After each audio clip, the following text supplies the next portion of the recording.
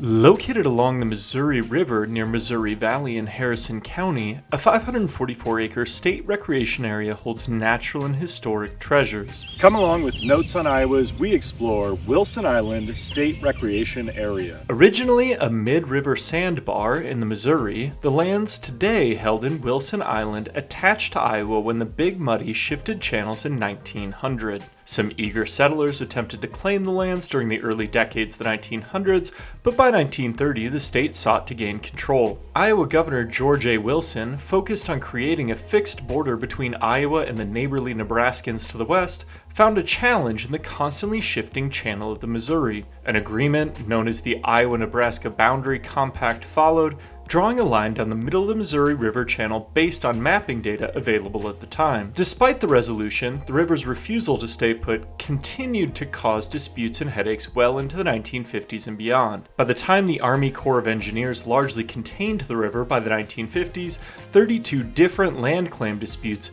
including one for Wilson Island, had found their way into federal court. While the states battled it out in the courtroom, Governor Wilson worked with the Iowa Conservation Commission to set the lands at what soon became known as Wilson Island aside for preservation. The initial tract, just 35 acres in size, found itself tucked into the state's land holdings as a wild game refuge and saw little development throughout the 1940s and 1950s. As clarity came into Iowa's title of the lands, the development of the DeSoto National Wildlife Refuge immediately to the north of Wilson Island kick-started a new era for the area. The 8,362-acre DeSoto National Wildlife Refuge stretches across the Missouri River to include lands in both Nebraska and Iowa, and the creation of the refuge in 1958 started the Army Corps of Engineers developing the site. Reconstruction of the Missouri's main channel to reroute and straighten the river, federal government created DeSoto Lake in the Oxbow where the river previously ran. The project effectively connected the former island to the shore and opened to the public during 1962. Soon after, during the mid-1960s, the Army Corps of Engineers installed a boat ramp, camping facilities, roads, and parking lots at Wilson Island. With the initial development handled federally, the Iowa Conservation Commission invested in the park to provide amenities including picnic shelters and landscaping. By 1965, modern and primitive camping facilities followed, as well as development of 5 miles of hiking trails. The combined properties of DeSoto and Wilson Island soon grew to such popularity rangers struggled to get visitors to follow the rules, especially on DeSoto Lake. Disruptions to wildlife and damage to habitat led the government to remove the lake's marina, snack bar, swimming area, and boat ramps in order to protect the natural beauty of DeSoto Bend. Restrictions on boating traffic also drew the ire of locals. The Iowa Conservation Commission came out officially in opposition to the changes, but to no avail. Officials from both Iowa and Nebraska also pitched taking over responsibility for the refuge from the federal government, but the feds rejected the proposal. Bitter dispute ensued as governmental and interest groups battled for control of the lands. The amenities removed at the National Wildlife Refuge, many feared Wilson Island would decline and close. However, the park stayed open and continued to offer a quality option for Iowans looking for outdoor recreational opportunities. In 1981, a museum and visitor center opened at DeSoto. Featuring many artifacts, the museum is known for its collection from the Bertrand,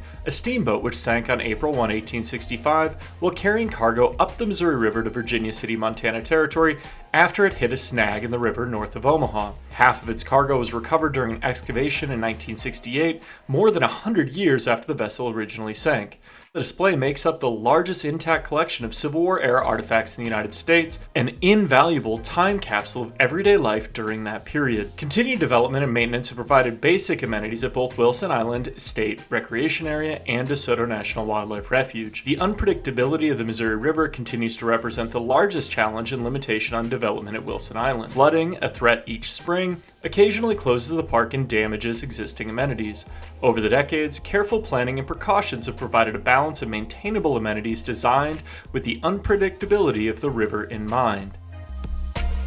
Today, Wilson Island State Recreation Area offers visitors a variety of opportunities to enjoy the outdoors in southwestern Iowa. A boat ramp pairs with fishing jetties and other shoreline access for anglers hoping to test the waters of the mighty Missouri. Camping options pair with picnic shelters to provide suitable amenities for visitors hoping to spend the night or just pass a pleasant afternoon. Trails provide access to the diverse habitat of the site, while wildlife viewing proves a popular pastime for park visitors. A favorite site for Iowa's morel mushroom hunters, in-season wildlife hunting opportunities also drive visitors to the recreation area.